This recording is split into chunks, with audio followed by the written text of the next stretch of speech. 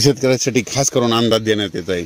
राज्यात 9 जुलैपासून जवळपास सांगायचं झालं तर जवळजवळ 26 जुलैपर्यंत राज्यात दररोज 2-2 दिवस मुक्काम करत पाऊस येणार आहे, म्हणून हा अंदाज लक्षात येतो।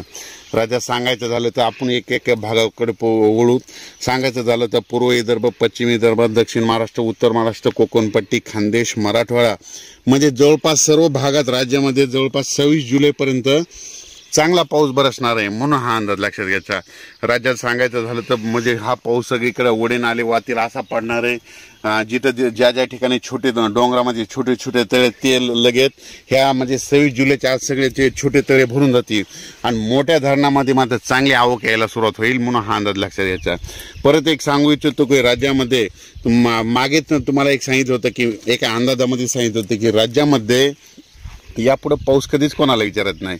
10 जुलै ते 15 जुलै ही तारीख कॅलेंडरमध्ये अशी गोल करून ठेव जा।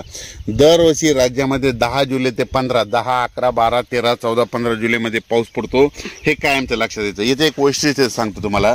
दरवर्षी पंढरपूरची यात्रा कधी असते, कधी 8 जुलैला येते, कधी 9 जुलैला येते, कधी 10ला येते, कधी 11 जुलैला येते। तर सर्व शेतकऱ्याला सांगू इच्छितो की राज्यामध्ये दरवर्षी 10, 11, 12, 13, 14, 15 जुलै दरम्यान पाऊस येतो, हे कायमचं सर्वांनी लक्षात घ्यायचं। योगायोगाने ही तारीख उद्याच आलेली बघा, उद्या म्हणजे 9, उद्या 10 जुलै बघा, 10 जुलै ते 15 जुलै राज्यात पाऊस पडतोय का नाही। दररोज राज्यामध्ये काय होणार आहे, दररोज 2-2 दिवस एक भागात मुक्काम करणार आहे, चांगला पाऊस पडणार आहे आणि सर्व शेतकऱ्याचं पिकं जोमाने येणार आहेत, म्हणून ही सर्वांना सांगतोय। राज्यात सांगायचं झालं तर सगळ्याकडचे पिकं जोरात आहेत, कोणाचंच पीक सुकणार नाही, कारण की यावर्षी तुम्हाला मी म्हटलं होतं की यावर्षी असा पाऊस एकदम असा बंद होणारच नाही, म्हणजे नॉनस्टॉप चालू राहील। 4 दिवस एखाद्या विदर्भात राहील तर 4 दिवस पुन्हा पश्चिम महाराष्ट्रात राहील, 4 दिवस मराठवाड्यात राहील, 2 दिवस उत्तर महाराष्ट्रात राहील, पण पाऊस चालू राहणार आहे, म्हणून हा अंदाज लक्षात